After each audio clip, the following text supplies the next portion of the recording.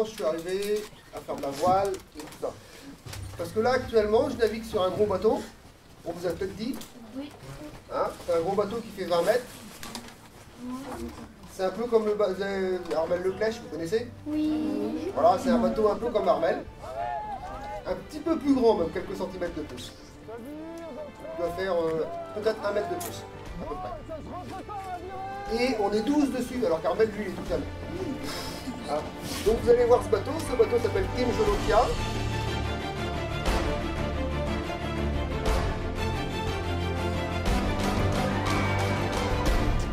Et c'est un rêve d'enfant de naviguer sur un gros bateau comme ça. Pourquoi aussi les rêves? C'est bien parce que les rêves, ça alimente un peu votre vie aussi. Et ça vous permet d'avancer dans la vie. Si vous n'avez pas de rêve, vous n'avancez pas vite. D'accord? En fait, j'ai plus de jambe gauche. Ah, c'est un pied en... C'est un faux pied, c'est une fausse jambe, c'est... Voilà, il me manque une jambe. Bah ouais. Et en fait, j'ai été accidenté et je suis tombé de moto.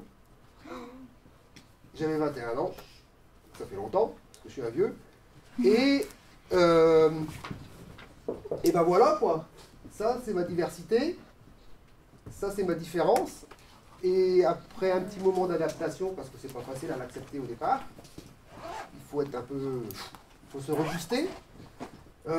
J'ai trouvé ma voie, je suis allé dans le sport et dans la voile.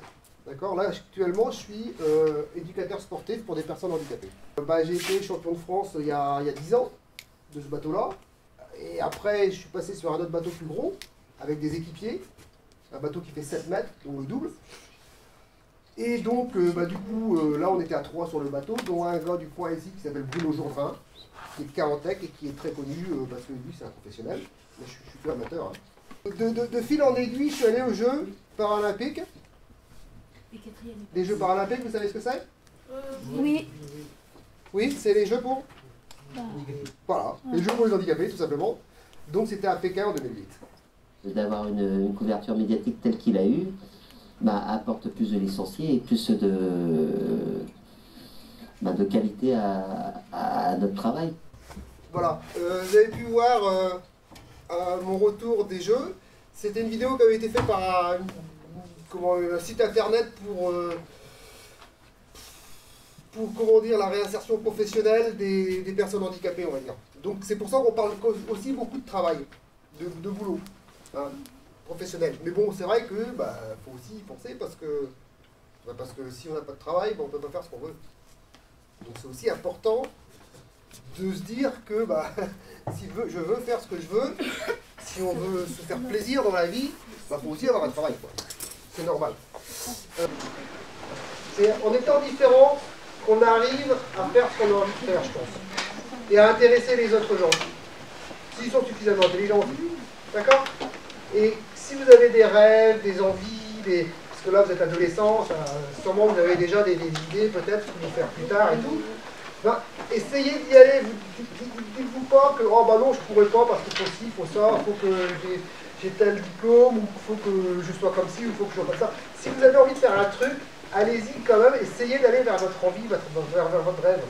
Parce que même si vous n'y arrivez pas, c'est pas grave, vous avez essayé, et puis vous avez pris de l'expérience quand même, malgré tout. Même si on se casse la figure, de toute façon, on se relève, et on a acquis l'expérience en se cassant la figure aussi. Okay? Mais allez quand même vers votre rêve, regardez s'il y a une porte qui est entrouverte, regardez un petit peu ce qu'il y a derrière, mettez le pied dans la porte, et puis essayez d'ouvrir la porte, marquez ce qu'il y a derrière, parce que c'est souvent par opportunité ou par chance aussi qu'on arrive à avoir ce qu'on veut. Il y a notre volonté à nous, mais il y a aussi une part de chance et une part d'opportunité. Donc, il ne faut pas la négliger. Ouvrez la porte, allez vers vos rêves et vos envies. N'ayez pas peur d'être curieux vers ce que vous voulez aller. Soyez pas empruntés, soyez pas comme ça. Ouvrez-vous au monde et allez vers ce que vous avez envie. Et comme ça, je pense que vous serez content de vous, même si vous ne réussissez pas complètement, vous serez content de ce que vous avez fait de votre vie. C'est un peu ça que je voudrais vous dire. D'accord? Faut oser. Que tout le monde était différent, qu'il faut mettre plus la différence en valeur. Que si on n'était pas différent, ça serait nul parce qu'on n'aura rien d'autre à faire, parce qu'on aimera tous les mêmes choses. Moi j'ai une différence auprès des autres, c'est que En fait, chacun il veut faire le métier qu'il veut, mais sauf que moi j'ai envie de faire le métier dans l'espace funéraire.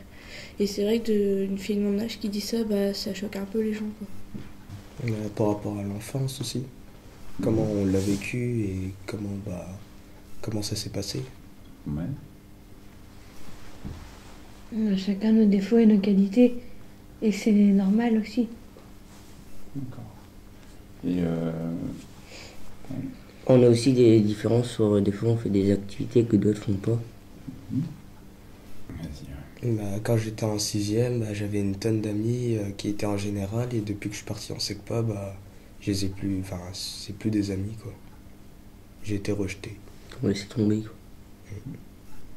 Il faut encore la trouver. Moi pour l'instant j'arrive pas à trouver ma différence. Donc toi tu te sens pas différente des autres? Non.